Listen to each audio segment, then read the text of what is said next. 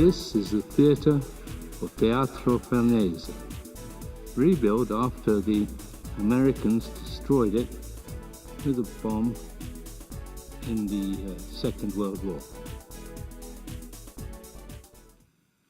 Unfortunately, my lens is simply not wide enough to capture all of this, but I'll try and give you an idea.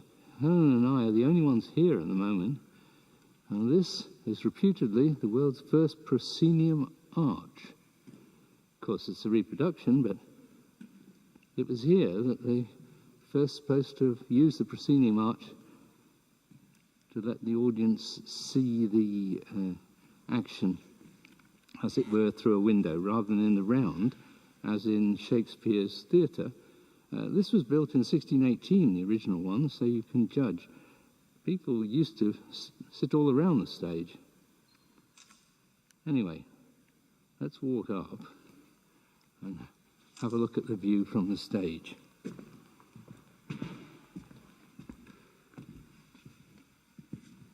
While we're on the way up, here are some of the original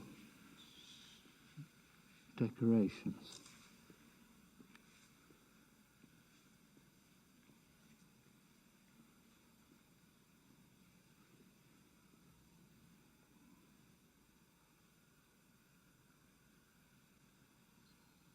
I believe they didn't decide to rebuild it until 1956. And this is the coat of arms of the Duke of Parma.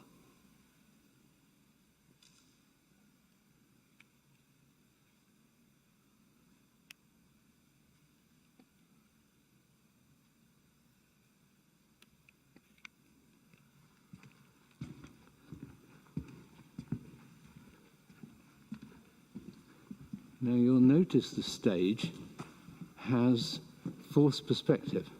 I'm walking up a long slope to the stage, which we're on now, but there's still, the stage slopes up to the rear, which would allow the forced perspective necessary. And here, sorry about that unevenness, is the view, as best I can give it you, from the centre stage under the proscenium arch. Well, I've just walked downstage as far as I can away from the arch, and you can now see it, as it were. They haven't, of course, replaced the all the decorations or the ceiling, in fact. Now, backstage, pretty bare, but I'll walk forward now, upstage, until you can see the effect.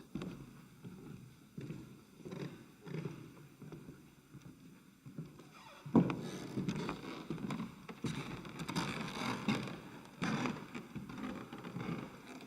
bit creaky, isn't it? Now, it's set up, interestingly, for a concert with the orchestra at the other side. Now, that might seem a bit stupid, given the acoustics.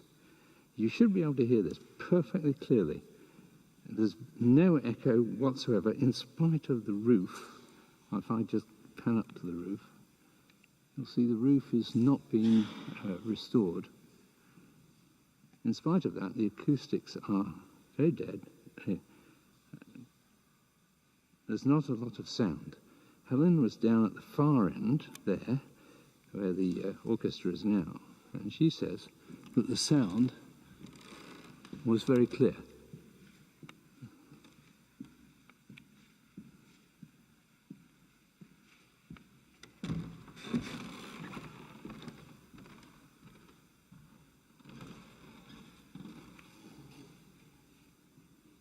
Well, even the restoration is pretty impressive, you have to admit. Just move in a bit.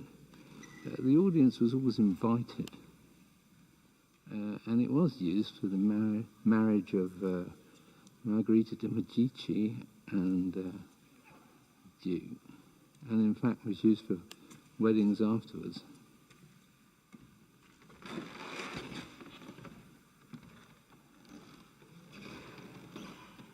Pretty impressive place for a wedding, isn't it?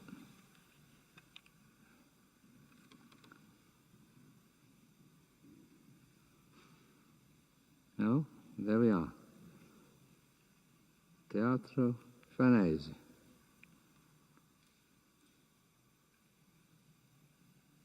And of course, you would normally have entered through these large doors.